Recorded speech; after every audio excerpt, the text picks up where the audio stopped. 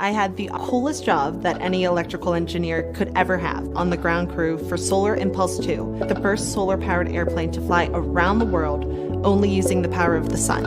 IEEE USA has given me a competitive edge because of their support system. It is so much easier doing something and being out of your comfort zone when you have someone there saying, "You got this." IEEE USA is more than just a network, it's a family.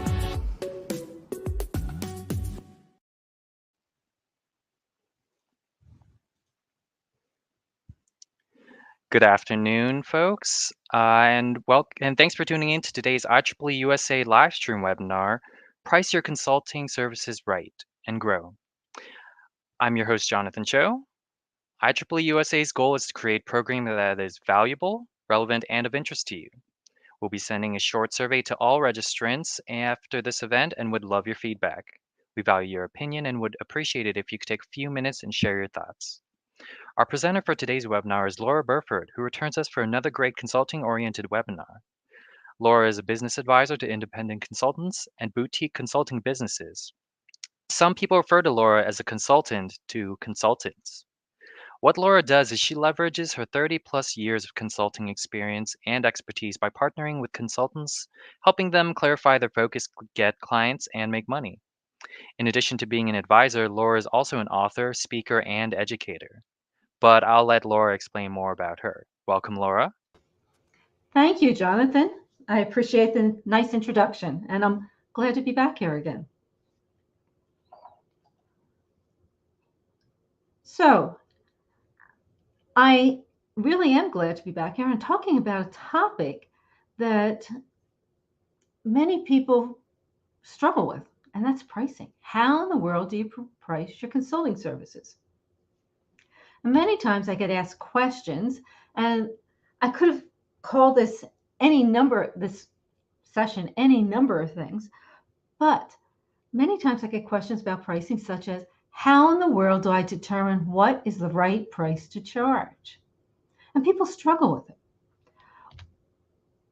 Sometimes I hear, I think I'm charging the right rate, the right price, but why do I feel so poor? And a frequent question I've been asked recently is this. I was told I need to price based on value. Is that true? I'm going to take a step back here and highlight a little bit about my background with this true story. I was working with a big, at the time it was Big 8 accounting firm in the consulting area. And I was given the opportunity to price my first engagement. There's only one problem. It was the first time I was doing it, and I honestly did not know what I was doing. Up to that point in time, I was delivering, and I knew how to deliver, as I say, with excellence. And people liked the work my team was doing. So, great opportunity. Price the next engagement. There's only one problem. When the engagement was over, it was a short engagement, 2 months, 2 people. Our profit, $2. I'm glad I didn't have to live off of that $2, and I got paid by the firm. But I learned a lot of valuable lessons. Lessons that were mistakes that not only I made, but the partners made as well. We'll talk some more about those mistakes. And the reason I highlight this is because I had people who could have helped me do it right. Pricing is hard. And it was actually the second thing I learned about consulting. And that was, what was the right way to price an engagement? Today's session, I want to do some level setting, is for the individual who's starting out and not sure about pricing their work. It's for the individual who has been pricing their engagements, but they want to know if there might be a better way. Maybe there's something that they're doing that they should change or they should keep doing. And for the individual who thinks they might be making some mistakes, but not sure what they are or to do about them. So really it comes down to, we have people that are attending this webinar at various levels, new, versus maybe 2 years, 3 years, 5 years, maybe 20 years. And everybody's at a different level. So my aim today is to have everybody walk out of here with something that they can use right now to help them with pricing their engagements. This is only about an hour. And there's only so much time, so I can only talk about so many different things. I'll talk about the sanity check rate. I call it the sanity check rate. And some of you might think of it as the hourly rate, but I want to debunk that myth. It's not the hourly rate. It's a sanity check rate. And I think everybody listened today, or just about everybody, has some kind of technical background. You'll catch this one real quick. There are 5 basic pricing models, and I truly believe every consultant needs to understand those 5 basic pricing models. You'll decide which one works for you or which ones work for you. I've used all of these models, and of course I have my preferences, and my preferences probably will come out in this presentation, but every consultant should understand them, and I will discuss the pros and cons, mistakes people make, as when is the right time to use each model. And as I said, I'll be discussing common mistakes, but I'll be embedding the common mistakes within. And at the very end, I will do a recap and highlight some of those mistakes. Whenever I do a webinar or any type of presentation, I want people to follow some rules. And there's only one rule today. Oh, before I go into the rules, if you don't have a pen, pencil, piece of paper, do yourself a favor and grab one, because I do believe you want to take some notes. Anyhow, my rule, not for me. Yes, I get my name out there. You don't see me because you just don't see me. You'll see me hopefully at the end. But this presentation isn't for me. It's really for you. And what that means is if there's something in particular you would like to know, I want you to ask. And now is a good time to start. Drop it down into the chat. Jonathan's going to help me out here. He's going to let me know when there's some questions. I also have a few pause points to make it easy to answer those questions, and we'll truly pause at those points so that I can address them. And if there's a question that I'm going to be talking about shortly in a few minutes, a little bit more about me. Jonathan did a great job. Yes, I have spoken for IEEE USA before, and I enjoy talking to you. My name is Laura Burford. You might say it as Laura Dallas Burford.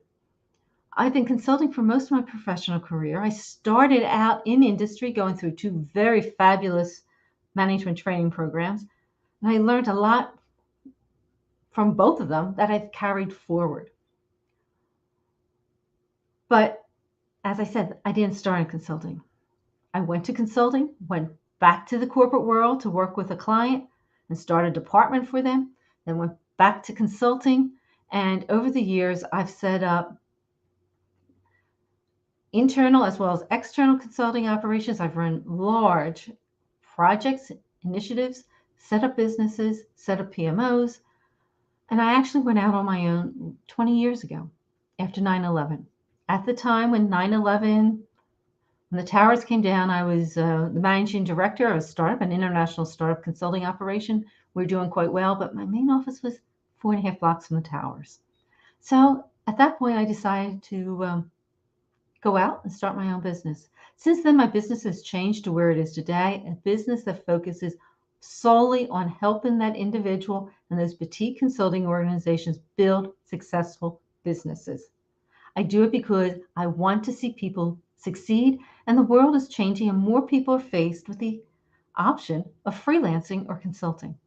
If you want to find out more about me, please check out Laura's Consulting Guide. That's the home of my Consulting Jumpstart Blueprint program, because I work with people one-on-one through a group discussion program, as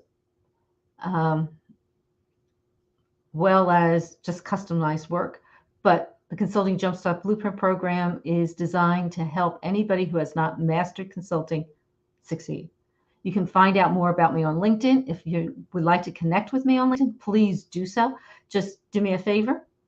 because I get a lot of junk requests to connect, and I really do want to connect with people that are interested in connecting with me and who not only want to follow me, but I want to follow them. Just drop a note saying, hey, I listened to the IEEE presentation. I have a YouTube channel which has videos for consultants, and beginning of this year, I decided to post articles out on Medium instead of just my website because it's a little easier to find. As I said, my business has changed over the years, but one of the things I did was write a book on project management aimed at smaller businesses, and it was 2013 on me. More than enough. You can see I have lots of experience. When people talk to me and they say, hey, how do I price an engagement? I come out and I say, well, you know what? It depends. There's a number of factors that you need to think about. What is the type of work? What is the timeline? Where are you located? I'm on the East Coast of the US. I think of things very differently when it comes to pricing when I'm dealing with the West Coast or down south, Louisiana, or Charlotte in the Carolinas, or the Midwest. So location comes into play, and I was just talking about the US here, but I've dealt with the UK and Germany. Pricing and is different there as well, how I think about pricing. So location comes into play, industry comes into play, as well as size of organization.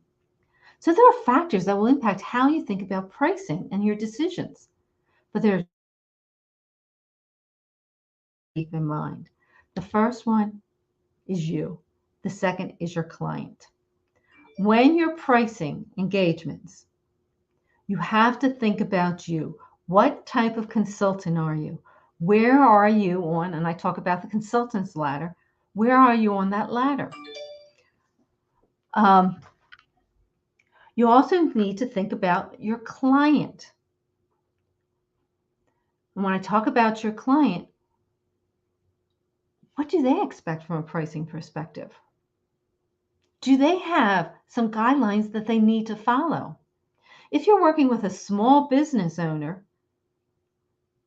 how they think about pricing and how open they are to you pricing your services is going to be very different than if you're working with a large corporation that has guidelines that you must follow. So you need to take that into account. And that is one reason why I say there's not one standard pricing model that everybody should use. You need to think about what makes sense for you as well as your client. We'll dive down into that some more as I get into the various pricing models. But before I even get there, I have no clue as to how many of you are new to consulting, or you've been, those of you who have been pricing on a time and expense basis. But I want to talk about something that I call the sanity check rate. The sanity check rate is this. You think about how much do you need to live the lifestyle you desire and deserve. So how much do you need to live? How much do you want to pay yourself? And you need to think about that and come up with what I call the sanity check rate. The sanity check rate gets used for 2 of the 5 pricing models. The sanity check rate is a starting point for you to think about when you want to bill on an hourly basis, or you need to come up with a project plan based on an hourly rate. And it's a sanity check rate because you're going to decide what the right rate is to use. I was on a webinar about, I'm going to say 6-7 weeks ago, and I ended up talking to the person afterwards. He was a coach who was talking to people who were looking for jobs, and I was asked if I could sit in on the presentation and listen. And I could not interrupt. I couldn't change. But the coach said, look, if you want to become a consultant, this is what you need to do. Take your annual salary plus benefits, add them together, and then divide by the hours of days available, and that's going to be your hourly rate. And I wish I could have jumped through the screen and said, stop, stop, halt. Let's look at it. Let's pretend I have the numbers at quite simple. I'm using some simple numbers here. At $150,000, that's your annual salary. That's what you want to pay yourself. And for sake of argument, 50,000 benefits. And this is actually the example that, or close to the example that this coach used. And then divided by the number of hours available to work, 2,080. And guess what? You can go out there and this is what this gentleman was saying. You can bill and talk to people about billing them $96 an hour. This is wrong. You do not want to use $96 an hour for anything because it is wrong if you are a consultant. Here's why I say it is wrong. You want to do you work 5 days a week for 52 weeks a year? Do you work, I'll get this out, excuse me. Do you work 2,080 hours? What happens? Are you going to tell me you're not going to take any vacation? How about sick time? Do you ever want to be sick? Probably don't want to be sick, but what happens if you're sick? How are you going to deal with administrative work or marketing? You know, that equation that I just showed you didn't have anything in it for business expenses or additional investments and savings. Maybe there was a little bit in that benefit number, but that's about it. That equation is wrong. So let's take a look at this again, because you need to adjust for working hours. How many hours do you really work as a consultant? And what that means is you can start with that 2,080 hours, but you need to subtract for holidays, vacation, personal sick, administrative, marketing, and oh yeah, I didn't have this on the other page, educational. You need to think about how you're going to educate yourself continuously. Because as a consultant, you need to educate yourself. Let's just play with this for a second. Holidays. Let's assume 8 days at 8 hours. 64 hours. And I'm using hours instead of days for this example. Vacation. You want to take 20 days. 4 weeks.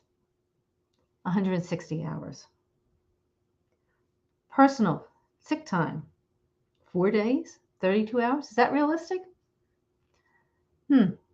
Okay, well, just play with it. How about admin, marketing, education? Let's assume that you will only be working 48 weeks.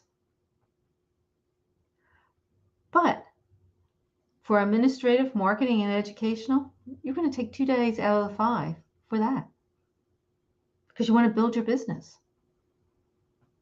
So that's 760 hours. At that point, we've gone from 2,080 hours to 1,056.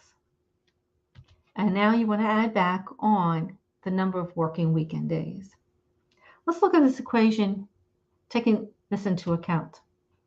My annual salary plus benefits plus anticipated business expenses plus additional savings and investments. There's probably some in that benefits number. And divide by the hours available. This is your sanity check rate. This is not the hourly rate you will use. Let's look at it. I have 2,080 on the side. Now I'm using 1,056. And I didn't even include, and I did not include any dollars for anticipated business expenses or additional savings and investments.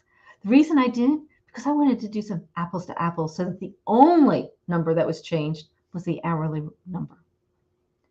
So I just went from $96 to $189. Let's look at the two of them together. 96 hours versus 189, and I didn't include everything in there. Now maybe it's not 1,056, maybe it's 1,200, but here's the point. Even when I worked with Big Four, I had 10 years Big Four, never did I ever use 2,000. The people that were at the lower end of the consulting organization, when I say the lower end of the consultant's ladder, because they were new to consulting, they didn't even get close to 2,080 hours. So you want to think hard about how many hours are you going to work. This 189 hour hourly rate is your sanity check rate.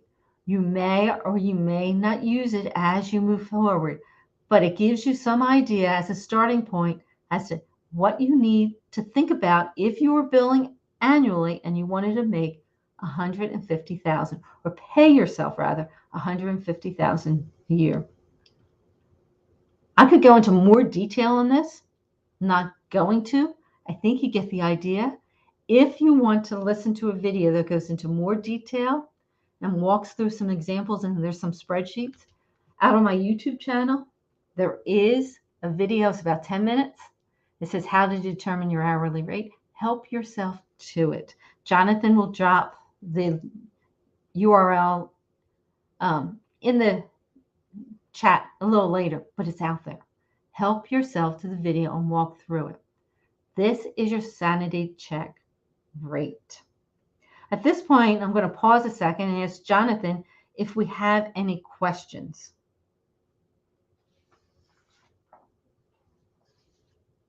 Jonathan, can you hear me okay? Apologies, everyone. My mic was muted. Thank you so much, Laura. So, as folks, as Laura mentioned, we are going to take a few moments for questions from the audience. Laura, we do have a couple questions. This first question from a Jonathan. Jonathan asks, "What's your definition of a flat organization?" Okay. A flat organization is one that does not have many layers of management. It might be the C-level, the owner of the business, and then one layer below it. So it's fairly flat. People work together, and you don't have this chain of command where you can't do anything unless you get the approval of the person above you. So it's kind of flat. It's open. Many smaller businesses and mid-sized businesses are typically flat, but they also struggle with project management because they are not looking to go get or hire people that are certified as project management, have some type of project management certification. Fantastic, thank you. This next question from Tom. So, Laura, you did go over how to adjust your hourly rate. So Tom and adjusting your hours. So Tom asks, Laura, should I charge a different hourly rate if I'm working 35 hours a week for a couple year project versus doing a project for 10 hours total? And we do have another audience member, Stanton, who summarized it well. Should you change your hourly rate based on pricing by the hour versus by the job?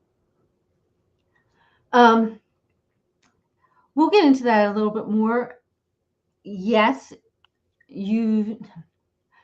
you probably do want to adjust your hourly rate if you're charging 10 versus working 35 hours a week for 6 months.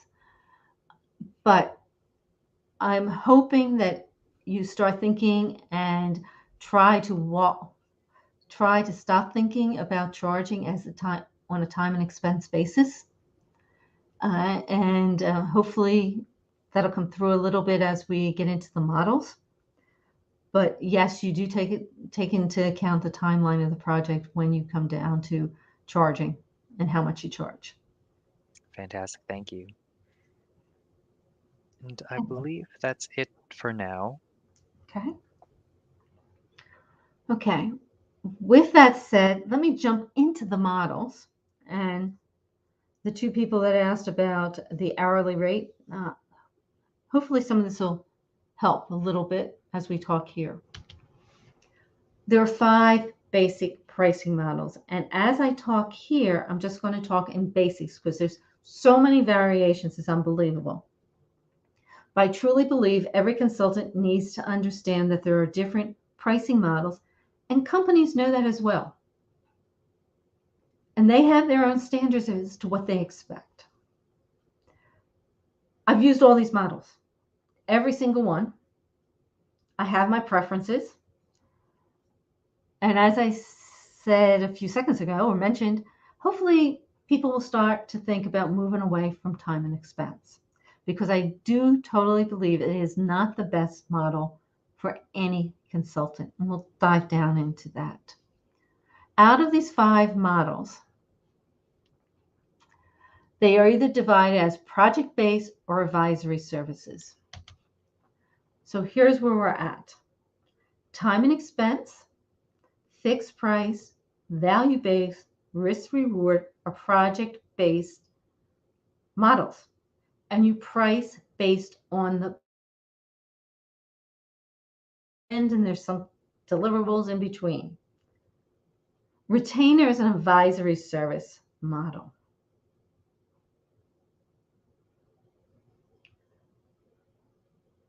Let me discuss each of these and define each of the models first before I go any further. Time and expense is basically you're charging an hourly rate. And in theory, time and expense, that hourly rate is completely inclusive, which means your expenses are built into that hourly rate. You don't charge separate for expenses. If that's in theory, I don't recommend embedding all your expenses into the time, particularly if you have travel involved there.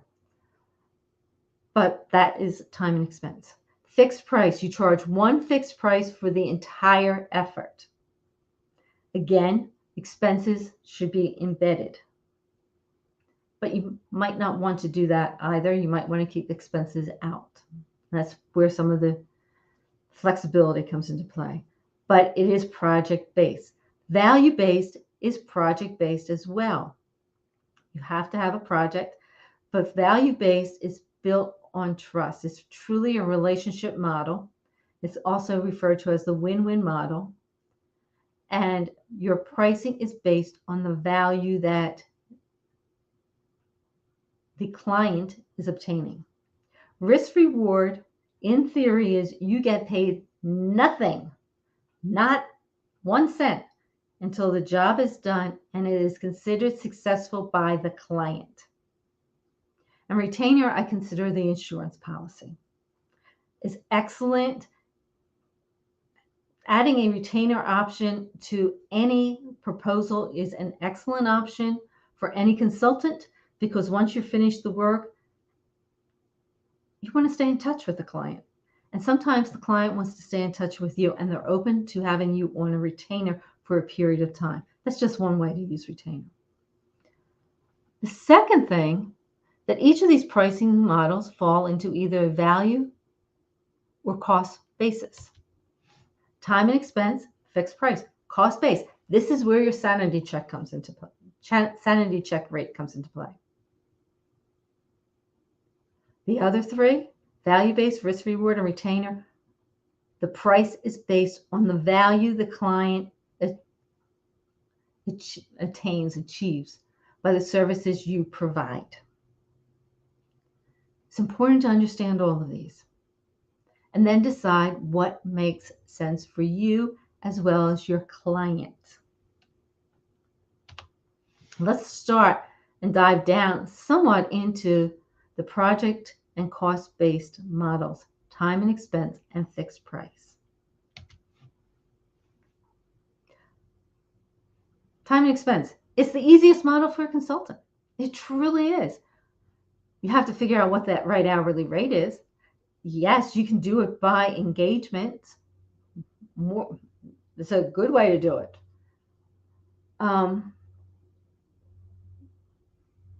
But time and expense is probably the least beneficial when it comes to the bottom line for a consultant.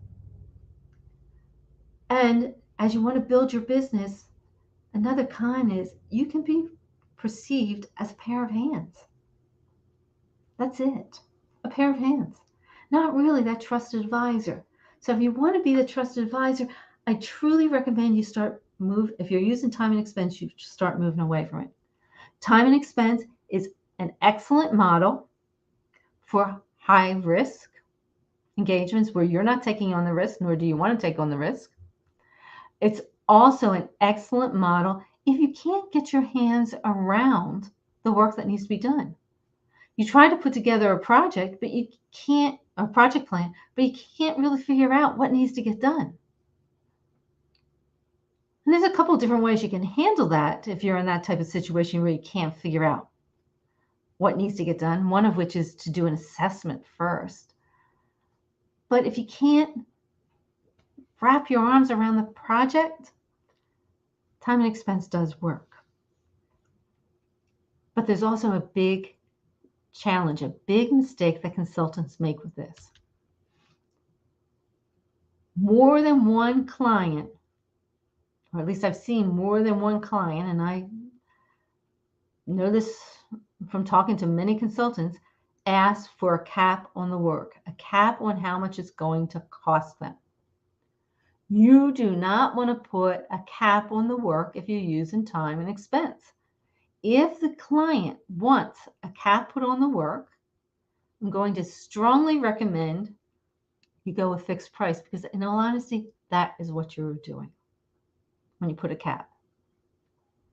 You're fixing how much you are going to make by doing that. And you're only getting paid on time and expense. Fixed price.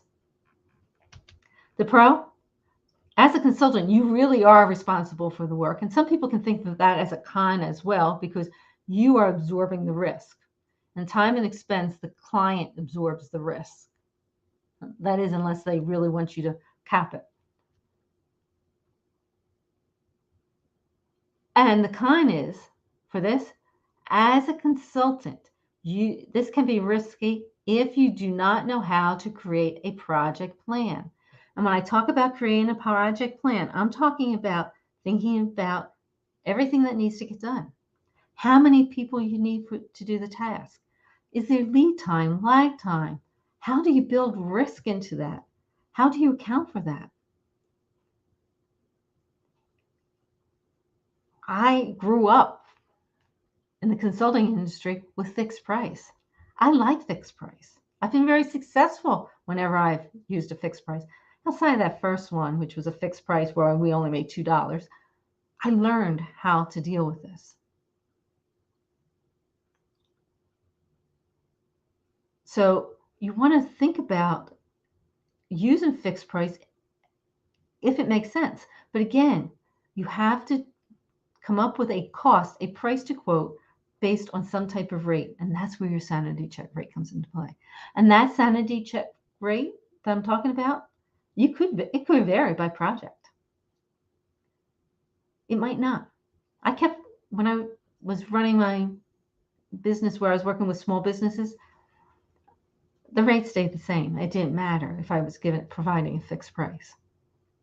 Fixed price is great if it's if you're installing software. You have a plan. You have a methodology.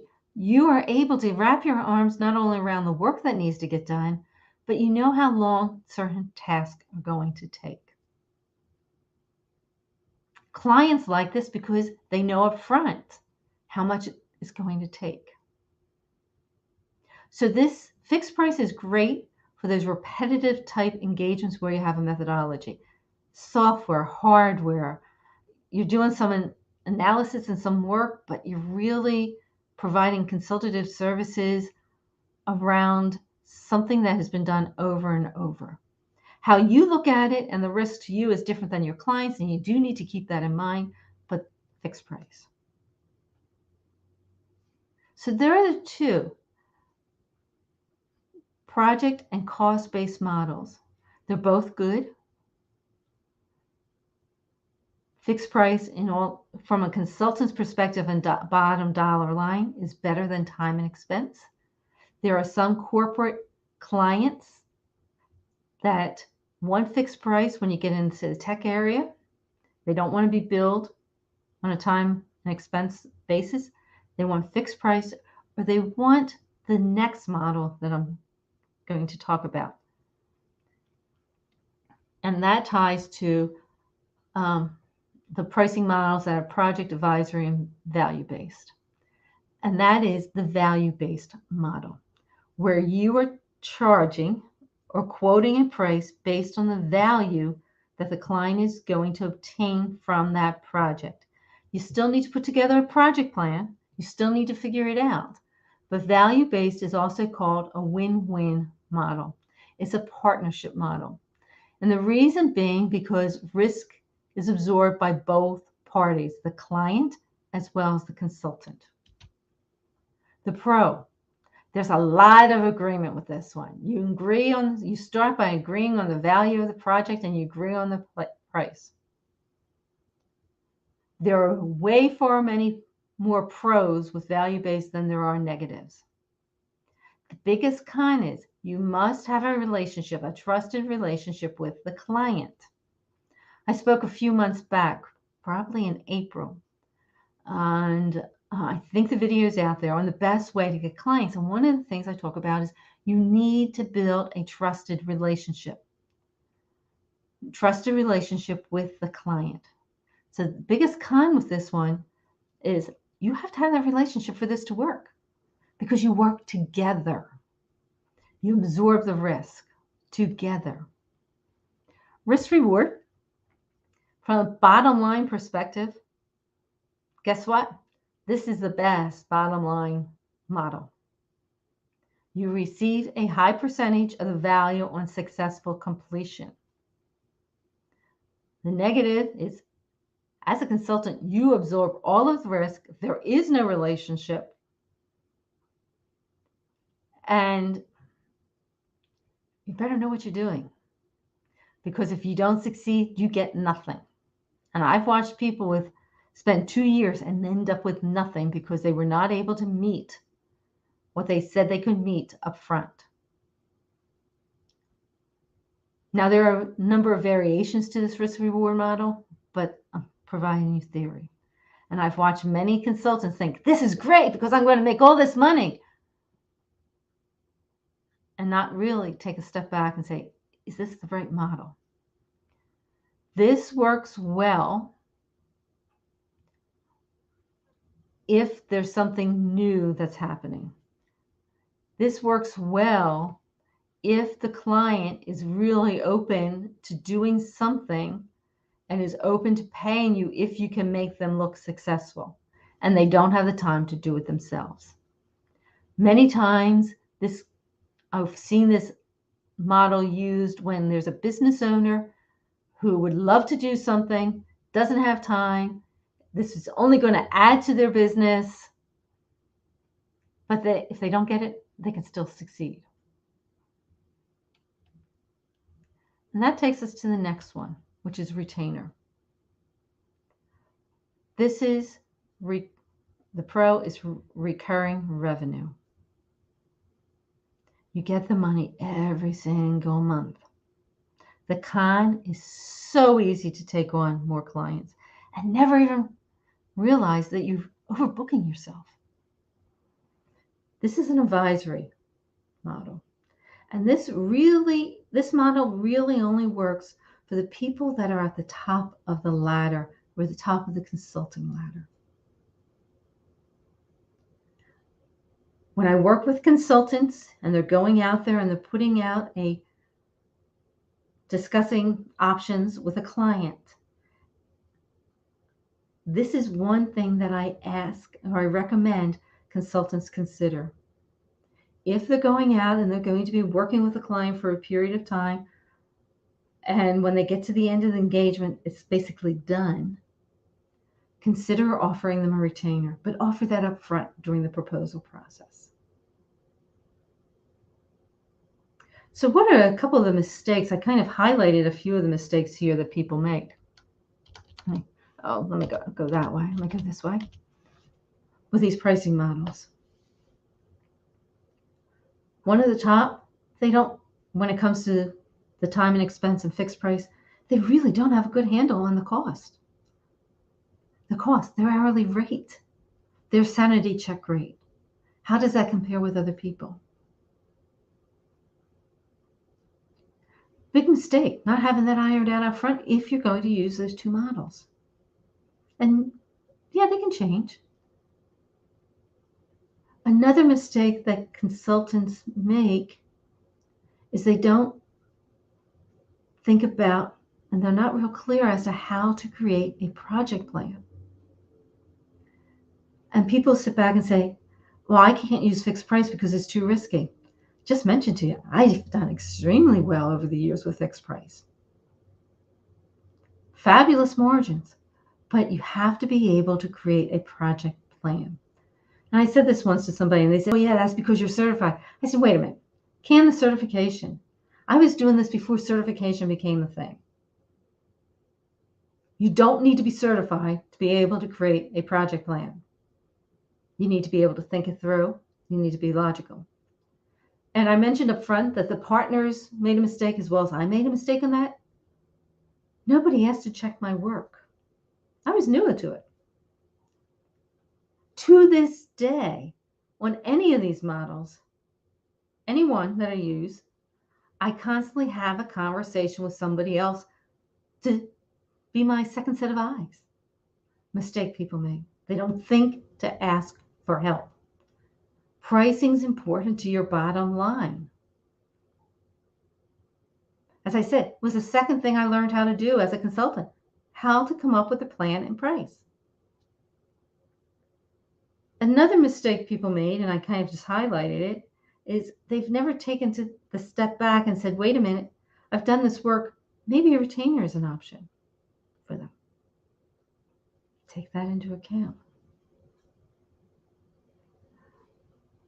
I've watched people try to use value-based because they've heard it's the best, but they haven't taken the time to build a relationship. And value-based must have a relationship in place if you want to use it. You need to spend the time to connect, get to know one another, nurture a relationship for value-based to work. And risk-reward, risk-reward is a tough one. People make mistakes in that all the time because in some ways, I say people are just being greedy to get to the bottom line, get that money. Hopefully this provides a little insight into the models because I could go into each of these models with a lot more detail and explain much, much more. But I want to make sure I allow enough time for you to ask questions of me. Here is one comment I made earlier. If you're using time and expense, I strongly recommend you try to move away from time and expense. Put fear behind you and start thinking about how you might be able to use one of the other models that's here. It is, from a risk perspective, at the bottom of the pile for a consultant. It's the easiest for anybody to get started with. But you tend not to get paid everything you're worth. And it's at the bottom of the pile from a revenue perspective for consultants. Start thinking about how you might want to move away from that. Risk reward, guess what? I mentioned it. It's the model that works the best if you're looking for money. The negative is it is really risky. In my Jumpstart program, I do talk about the 5 models in more detail. And actually, when I wrote that program, I almost didn't put risk reward in because I dislike it so much. There's no partnership there. It's extremely risky for a consultant, and there's no partnership. I truly believe in partnerships between people because that makes it a win-win. Which leads to this. By far, many people believe that value-based is the best model for a consultant to use. However, you need to be at the right level to use value-based in many corporations. That's C-level. And if you're not, you might need to use one of the other models, usually fixed price. The other thing is value-based, you must be willing to build trusted relationships and do what is necessary. Do what the best consultants do to get clients, and that is to build trusted relationships. It's the best one overall from a money perspective. It's the best one from a risk perspective because it's a share, win-win model. At this point, Jonathan, I'm going to take a break and grab a little water. Do we have any additional questions here? Hi, Laura. So we actually do have quite a few questions. We'll just get to a few of them and save the rest for later. It also seems like the points that you've gone over have answered a lot of potentially answered, potentially answered a lot of these questions. But if you could just create like a brief summary recap for them.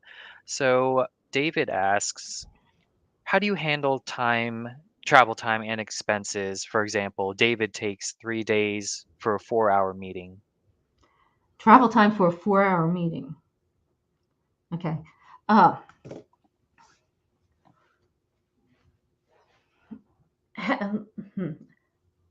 Here's a couple. This is first of all, if I'm going for a 4-hour meeting, I would probably charge for the entire day and not charge extra for travel. That is one option. And it's an option that I have done in the past because you are now, if you're going someplace for 4 hours, that means you're probably not being able to be billable those other 4 hours or even use it for admin. So you have a couple options here. One, travel, charge for the whole day.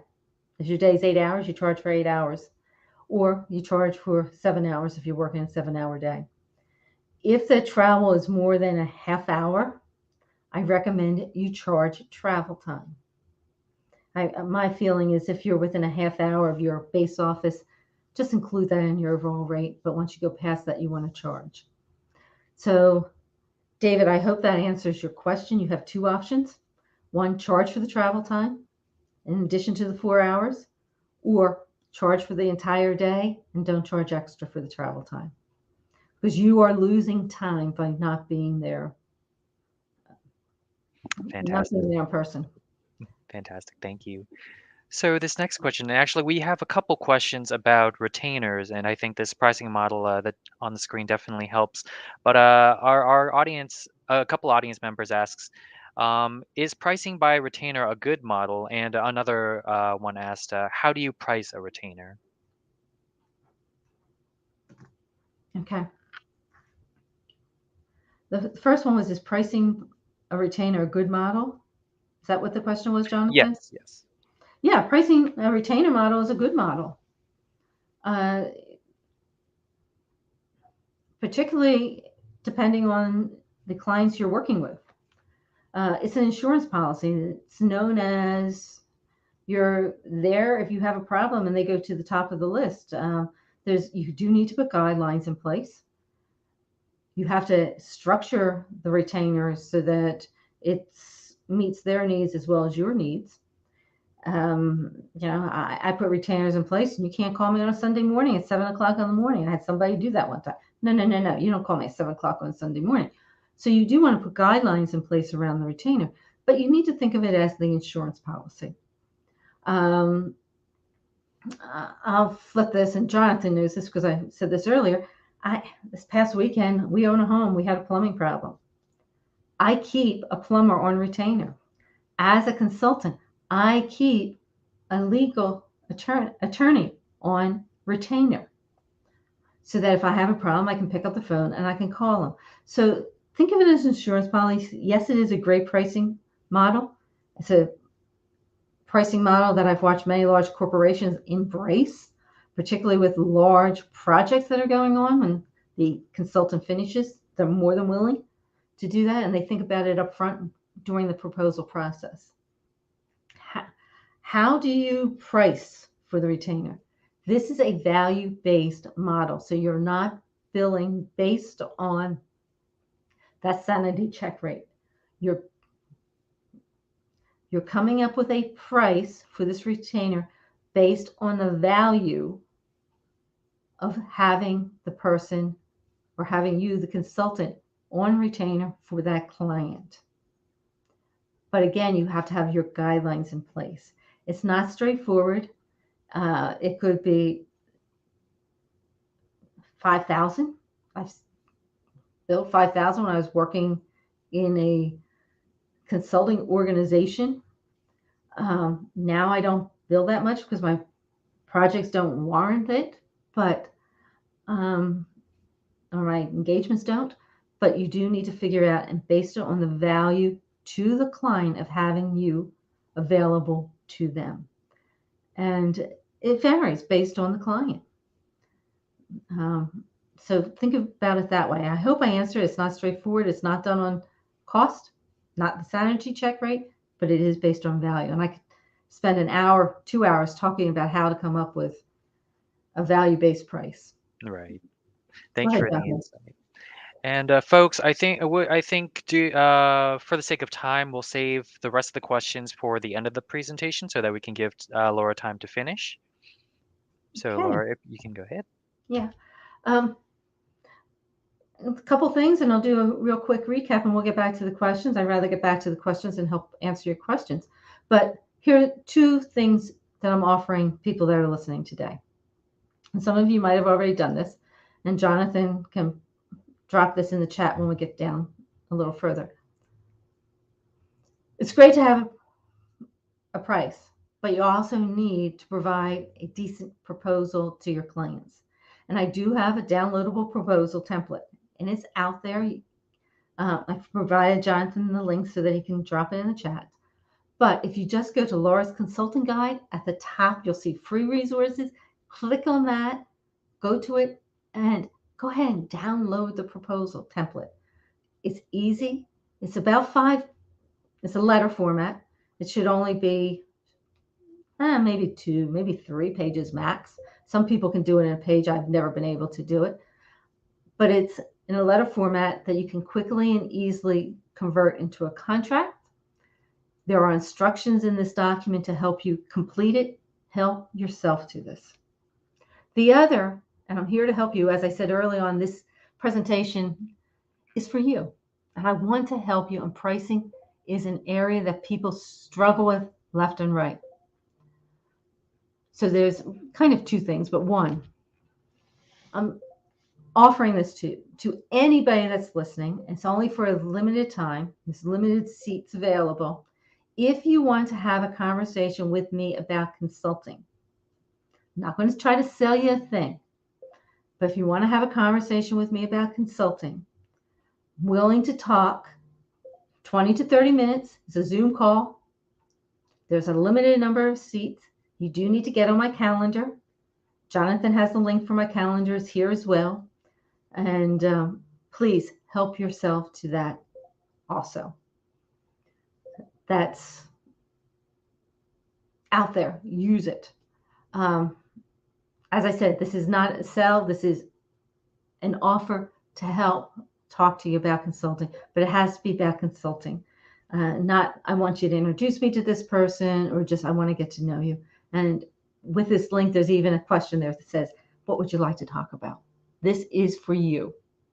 So they're the 2 things that I would like to put out there and offer to people to help you think about and move forward with pricing and consulting in general. Now for a quick recap. Went through a lot of material at a top level, high level, sanity check rate. I do my own sanity check rate every year. Every year I do it. But I don't price on time and expense. I use value-based. That is my preferred method. But I use that to help me think through what I'm doing. So if you've never taken the time to come up with your own sanity check rate, you might want to do it.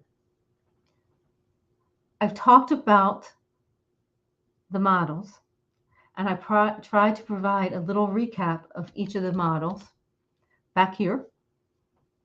They're all good models.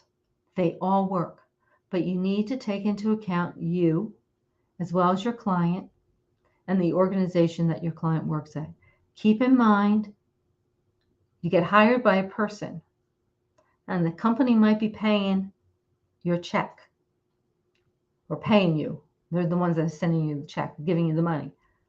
But it is the person you're building the relationship with. And you can go forward from there. Okay, Jonathan, I'm keeping my eyes here on the time, so why don't we go back to the questions, because I think I've done a decent job of recapping, and people can go back and listen to this video because there is a replay. And I will just, let's see, where do we want to be? For the invite, I'll leave this here. No, I'll put this here. Hi, Laura. So we have provided the links, including the 20 to 30-minute session with you in the chat box. So we can Thank just you. have your contact information on the screen. So folks, as Laura mentioned, we are at the end of the presentation. Thank you so much, Laura. We have just a bit of time for a question, so we'll get to as many as we can. So Laura, here is a question from one of our audience. Let's see. How do you handle change in scope on a fixed rate, especially when the client doesn't agree with the change in the scope?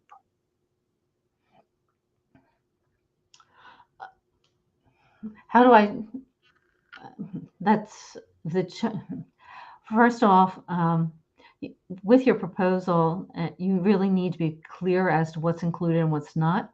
And change in scope does happen. But if the client doesn't agree with the change in scope, you need to figure out why the client doesn't agree with the change in scope. And you need to be able to articulate why it is a change in scope and not from the original. I have seen a number of proposals that consultants have put out, and the consultant says this is a change in scope, but because of lack of clarity in that proposal, it's hard to show how the scope has changed. So that's not a real straightforward answer to the question, because there are a number of variables that need to get looked at, but you need to have a conversation with the client. Again, you need to build that trusted relationship with the client, constantly be communicating so it doesn't get into that, so you try not to get in that situation to begin with. Great, thank you. This next question, Juan asks, could you please give more details on the location aspect? I'm assuming for pricing, how much different from one location to another? And does working remotely, will working remotely, now that people can work remotely, does that affect the pricing as well? Let me answer the second one. Working remotely does not impact pricing at all, unless your client wants to make it about being there or not. But if the work can be done else, it doesn't matter. It has never been a factor in anything I've done since way before the pandemic. How's that for an answer? Way before the pandemic. With regard to the first one, can you repeat the first one again, Jonathan? Yeah, sure. Just our audience member just asked if you could give more insight into the location aspect and Location. how would you price it from one location to another? Location, your costs can vary by location drastically.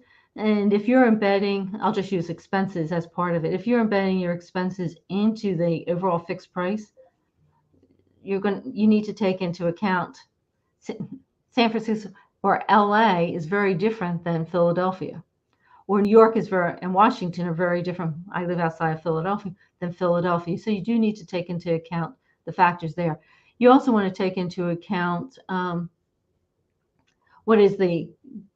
you might want to take into account what is the going rate in that area.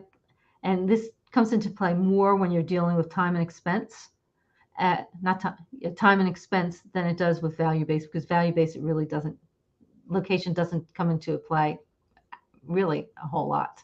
Some, but not a whole lot. But when you're dealing with time and expense, you want to know what the average going rate is for that area. It could be 69 here, it could be 169, or it could be 269 in another location for the average going rate. Jonathan, hopefully that answered that. And let's see, another question quickly here. Great, thank you so much. So this next question, so Laura, you mentioned a lot about the different pricing models. Paul asks, what project plannings or management method or model do you find that works the best? So definitely, I know a lot of those pricing models will differ based on the situation. So let's say which one do you think out of the ones that you provided would work best for new consultants or ones just getting started in the career and still trying to find out how to price them right or their services? Which of these models? It depends on what the work is that you're trying to do. Value-based works for anybody, whether you're starting new or not, as long as you are able to build that relationship with the client.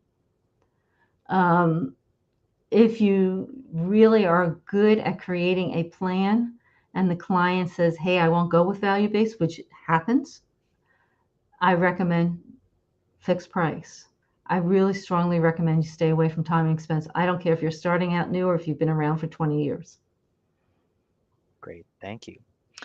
So kind of going off on that, Joe asks, do you find that value-based pricing is hard to do with larger companies? They usually have an engineering side with a relationship and a procurement side where there usually is no relationship. It depends. I know people don't like hearing it depends. It depends on who you have the relationship with. Value-based pricing works well in large corporations for consultants if the consultant is networking with the CEO, COO, CIO, CFO, the C-level people. If you are down below the C-level, sometimes value-based pricing is hard because people aren't accustomed to it and they have instructions as to what kind of models they can use. So in response to your question, it depends where you are on the consultant's ladder and who you're networking in within that large corporation. Fantastic. Thank you for the insight. David asks, how do you stay away from being classified as an employee if you have to use a time and expense model? Um, that is something that you want to work out with the client. Some clients are very good about that, and it's their culture that they make sure that they include you as part of the team, but that it's clear that you are not their employee. But you also want to not be perceived as a pair of hands. And many times, what happens when you use that time and expense model, you get perceived as a pair of hands, and you kind of get grouped into that employee mindset. So it really comes down to changing the perspective and how people think about you coming in. Do they look at you as that trusted advisor or just that pair of hands? Okay. Great, thank Jonathan, you. next. Sure. So we have time for a couple more questions. Jacob asks, you mentioned fixed pricing works well for repetitive work, but what if you consult research and development where there are a lot of unknown challenges and hurdles? You can still use fixed price, but you're going to need to really lay out the plan and think hard about where the risk is. Particularly if you've been doing research and you can put some metrics around how long it should typically take you to do the research. The other thing, if you use fixed price for something such as what you mentioned, you want to be very clear as to what's included and what's not included. Fantastic, thank you. And I think we have one or two more questions left. Let's go through them. So, Laura, you mentioned a $5,000 retainer rate. Is that a yearly rate or monthly? That was a monthly rate. Monthly? Great, thank you. And, that was just one scenario. It truly depends on what the client is looking for from a retainer. Thank you. And this may be similar to another question, or that was asked early in the presentation. But Blair asks, would you charge a different hourly rate for different tasks? For example, crunching data at a home office versus presenting a testimony at a hearing versus travel? Or would you just charge an average rate? You could do either. It's not black and white. You have to think about the value. You have to think about the value. Testimonial, I would probably be looking to provide a value-based rate. So I'm not charging, definitely not charging an hourly rate. If I was doing something that was spreadsheet oriented that somebody could be doing for $25, $30 an hour, I definitely would not be charging 150 or 200 or 250 or 300 for that work. So yes, you would be charging based on the value of the project and the work that you're doing. Even if you're doing time and expense, you want to keep that in mind. Fantastic. Thank you so much. Well, Laura, I know we could sit here asking questions all day. I know our audience was definitely really engaged in this, and we'd like to thank you all for your great questions. But unfortunately, we are out of time. Laura, thank you so much for giving our audience insight into pricing their services and leveraging their time to make the most when out of their time when building their consulting business. Thank you very much for having me again, Jonathan. I truly appreciate it. We loved having you back as well. Thank you to our audience for tuning in and again for your great questions. As mentioned in the beginning of the webinar, we will be sending a short survey to all registrants after this event and would love your feedback regarding this webinar. Check back daily on our social media for future live stream updates, and we hope you all have a great rest of your day.